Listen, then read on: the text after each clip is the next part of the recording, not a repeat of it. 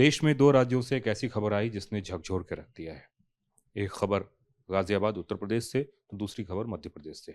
हमारे साथ डॉक्टर निमेश देसाई मौजूद हैं, जो एक्स डायरेक्टर इभास के हैं। सर, गाजियाबाद में 3 लड़कियों ने एक साथ सुसाइड किया है। किस तरीके से आप देखते हैं इस सिचुएशन को? मुझे लगता है जो बुनियादी समस्याएं हैं ये इस दौर की कि साइकोलॉजिकली नाजुक है किशोर। फोन और गेम एडिक्शन प्रलोभन दिया जा रहा है। ये सारे फैक्टर्स हैं। गेमिंग एडिक्शन जरूर एक संभावना है, लेकिन साथ साथ तीन बहनों का एक साथ ऐसे अपने जीवन का अंत हो जाना मुझे लगता है एक इकोनॉमिक एंगल भी लाता है। क्योंकि गेमिंग में सबसे बड़ा, जैसे हम क्लिनिक अस्पताल में देखते हैं, कर्ज जमा हो जाता है।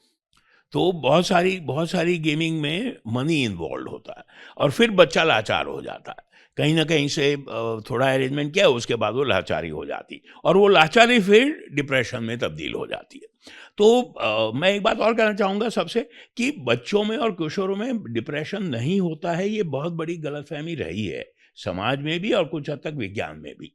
दूसरा पहलू, अक्सर पेरेंट्स और घर के लोग ये समझते हैं कि मेरे बच्चे को, हमारे घर में बच्चे को डिप्रेशन कैसे हो सकता है, हम तो सब कुछ कर रहे हैं, सब अच्छा कर रहे हैं, हम तो बहुत अच्छे पेरेंट्स हैं। आप अच्छे पेरेंट्स हों फिर भी बच्चे को डिप्रेशन हो सकता है, और खासकर गेमिंग एडिक्शन के साथ ऐसे बर्ताव की समस्या रहती है। तो ये गलतफहमी बहुत ज़रूरी है दूर करना। सर, एक बात बताएं कि 3 बच्चों का एक साथ सुसाइड करना, कहा जा रहा है कि वो कोई कोरियन ऐप से गेम खेल रहे थे और उसी के मतलब उनसे ज़्यादा लत में थे वो। और ये ऐसी ऐप थी जिसमें कि मरने के बाद भी आत्मा से बात की जाती है। ये सब चीज़ें कितनी खतरनाक है? दो तीन मुद्दे हैं बॉस। क्या है, देखो, हम सब जानते हैं, हमारी उम्र को भी याद करें, एक तरफ खतरा, दूसरी तरफ फीलिंग ऑफ एक्साइटमेंट। जितना खतरा ज्यादा उतनी फीलिंग ऑफ एक्साइटमेंट ज्यादा, है ना? तो डेंजर लेवल जैसे बढ़ता जाएगा, मेरी डोपामिन लेवल उस गेम से बढ़ती जाती है। और इस बायोलॉजी, ब्रेन बायोलॉजी के इस तथ्य को वो गेमिंग के जो बनाने वाले हैं वो बहुत इस्तेमाल करते हैं। अच्छा, हर चीज में नया प्रोडक्ट आते ही रहना है, टूथपेस्ट से लेके हर एक में। तो इसमें भी जो बनाने वाले हैं वो गेम्स ऐसे इजाद करते रहते हैं कि खतरा और बढ़ता रहे और भ्रांतियां फैलती रहे, जैसे मौत के बाद ये बात हो जाएगी, वो हो जाएगी। तो जो कोई भी व्यक्ति किसी भी उम्र का, खासकर जो नाजुक उम्र का किशोर है, जिसे अपनी आइडेंटिटी के, अपने अस्तित्व के, अपने सामाजिक संबंधों की डाउट्स ऑलरेडी दिमाग में हो रहे हैं, वो और ग्रसित हो जाता है, उस पकड़ में आ जाता है कि जो रियलिटी है, जो सच्चाई है, उससे मैं एस्केप कर सकूं और कुछ ऐसी सच्चाई में, ऐसी दुनिया में जीऊं जहां मेरी इच्छा के मुताबिक हो। ऐसा होता नहीं है। और यहाँ एक बार फिर कहूंगा, ब्रेन बायोलॉजी और डिप्रेशन की संभावना, ये दो चीजें विज्ञान में बहुत क्लियर है। बदनसीबी से हम समाज तक ये बातें पहुंचा नहीं पाए हैं, और जो गेम्स बनाने वाले हैं वो सफल हो रहे हैं। सर, एक बात बताएं कि कोविड के बाद से ऐसा बताया जा रहा है कि उन 3 बच्चों का स्कूल भी खत्म हो गया था। तो क्या आपको ये भी एक वजह लगती है, स्कूल में नहीं जाना एक डिप्रेशन बढ़ने की वजह? बिल्कुल, बिल्कुल। जो जैसे हम जानते हैं, सामाजिक इंटरेक्शन होता रहे, एक दूसरे से मनुष्य की, है ना, कुछ रिश्ता नाता बना रहे, वो बहुत ज़रूरी है। डिप्रेशन हो भी तो उसका इलाज हो सकता है, उसकी पहचान हो सकती है। जो अकेलापन है, जो सोशल आइसोलेशन है, व्यक्ति विशेष का हो, ऐसे 2-4 बच्चों का हो, वो एक बहुत बड़ा रिस्क फैक्टर रहेगा। अब आपको क्या लगता है कि कैसे पहचान हो सकती है कि बच्चा मेरा डिप्रेस है? गार्जियन कैसे पकड़े? और क्या मतलब सोशली अगर बच्चा अनकट हो जाए तो वो सबसे बड़ा एक सिंबल है? बहुत बड़ा सिंबल है, इंडिकेटर है। सबसे बड़ा ये कि बच्चे के बर्ताव में फ़र्क आ जाए। जो खुशहाल रहने वाला बच्चा वो गुमसुम रहने लगे, जो बातचीत करके लोगों से मिलने-जुलने वाला बच्चा वो अपने रूम में अकेले रहने लगे, पढ़ाई में ध्यान ना दे, खाने का टाइम ठीक ना हो, अ, रो रोता हुआ बच्चा कहीं आँसू के साथ दिखे, तो इन चीज़ों को पहचानें। सच में मैं एक बार फिर कहना चाहूँगा, परिवारों में एक बहुत बड़ी भ्रांति रहती है कि हमारे परिवार में तो डिप्रेशन हो ही नहीं सकता। बच्चे में डिप्रेशन होना परिवार की विफलता नहीं है, बाकी बीमारियों की तरह बीमारी है। इसको पहचानें। सर, जो मध्य प्रदेश का मामला है, उस मामले को किस तरीके से देखते हैं जहाँ बच्चे ने फांसी ली? उसमें तो पूरी तरह मुझे लगता है, एक तो हुआ जो गेमिंग एडिक्शन और ब्रेन का जो हमने बात की, रासायनिक बेसिस है। उसके बाद जब पेरेंट्स को ऐसा पाएँ तो उसको कैसे हैंडल करें? भई ऐसे बच्चे को जो ऑलरेडी प्रभावित है, वो ज़ाहिर है कि पेरेंट्स की या फैमिली की बात उतनी आसानी से नहीं सुनेगा। तो उसे बड़े सपोर्टिवली समझाना पड़ेगा। मोबाइल छीन लेना या उसे डाँट देना तो अच्छा नहीं होगा। सच बताऊँ, मुझे ये भी लगता है कि हमारे हमारे समाज में अभी हम उस दौर से गुज़र रहे हैं कि कुछ हद तक हम पुराने तरीके अपनाना चाहते हैं। जैसे आपके हमारे वक़्त में होता था कि माँ-बाप ने डाँट के ना कर दिया तो हमने नहीं किया। अभी पीढ़ी वो है नहीं।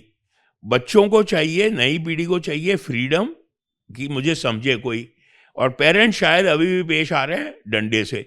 तो वो जो मिश्रण है, वो कुछ केसेस में बड़ा गड़बड़ कर जाता है। तो मुझे जितना जितना तथ्य हमें पता है, भई एक बार गेमिंग एडिक्शन हो गई, कुछ वहाँ भी पैसे की बात थी, दादा के अकाउंट से इतना पैसा चला गया, तो ज़ाहिर है एक मध्यम वर्ग या निम्न मध्यम वर्ग के परिवार के लिए बहुत मुश्किल है।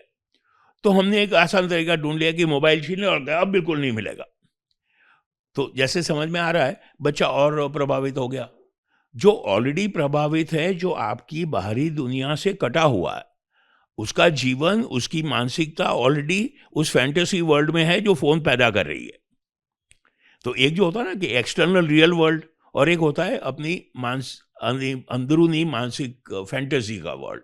तो ऐसा कोई भी व्यक्ति, खासकर किशोर या बच्चा, उस द्वंद से गुजर रहा है। तो उस वक्त हमें चाहिए कि उस बच्चे को मदद कर सकें कि बाहरी रिश्तों को समझे, जो कहा जा रहा है वो उसके भले में वो समझ सके। सर, एक बार फिर मैं गाजियाबाद की केस की तरफ लौटूंगा कि उसमें जिस तरीके से आत्मा से बातचीत की बात हो रही है, तो ये इस तरह की जो फैंटेसी और इस तरह की जो दुनिया है, क्या ये भी मौत की तरफ ले जाती है? और उसके लिए कौन जिम्मेवार है? क्या गेमिंग ऐप बनाने वाले या फिर पेरेंट्स जो उसको खेलने देते हैं? मुझे लगता है प्राथमिक रूप से गेमिंग बनाने वाले। लेकिन यहाँ मैं फिर मिसाल देना चाहूँगा, जब हम बात कर रहे थे, देखिए बहुत सारे रासायनिक पदार्थों में भी अगर आप याद करें यही हुआ है। शराब और तंबाकू के सेवन के लिए किशोरों को पकड़ना मार्केटिंग टेक्निक रही है। भाई वयस्क को तो पकड़ लिया, अब तंबाकू बनाने वाली और शराब बनाने वाली जो कंपनियां हैं, वो और इजाद किए जा रहे हैं नए नए तरीके एडवर्टीजमेंट के, किशोरों को पकड़ने में। तो वो जो नाजुक दौर से बच्चा गुजर रहा है, शायद उसे अपनी सेल्फ आइडेंटिटी की प्रॉब्लम है, बॉडी माइंड सोल की, जो हम सब गुजरते हैं, जिसमें उसके बारे में संशय हो रहा है।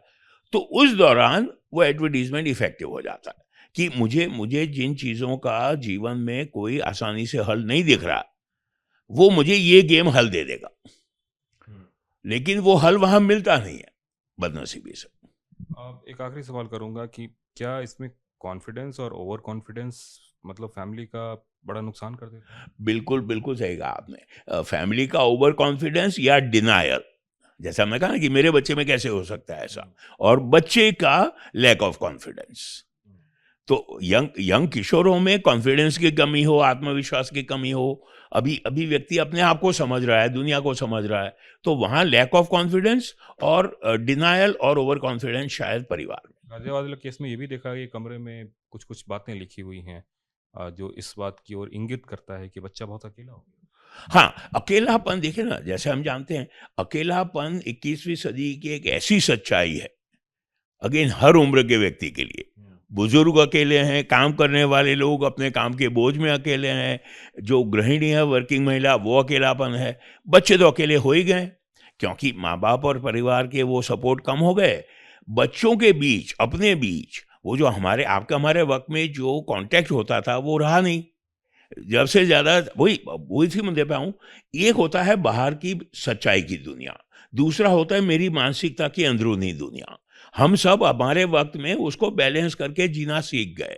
आज के वक्त में एम्फेसिस हो गया है अंदरूनी आर्टिफिशियल दुनिया पे। तो बाहरी दुनिया से अलग थलग हो ही जाता बच्चा, लेकिन साथ साथ जो मानव सहज ज़रूरत है कि कांटेक्ट बना रहे, कहीं से मुझे सपोर्ट मिले, आप और हम मिले, दो शब्द हंसी के हो गए तो अच्छा लगा, वो मिल नहीं रहा। निश्चित रूप से सबसे बड़ी जो बात डॉक्टर साहब ने बताई कि अकेलापन एक ऐसी बीमारी है जो काल के गाल में लोगों को लेके जा रहा है, लेकिन लोगों को समझ में नहीं आ रहा है, खास करके परिवार में।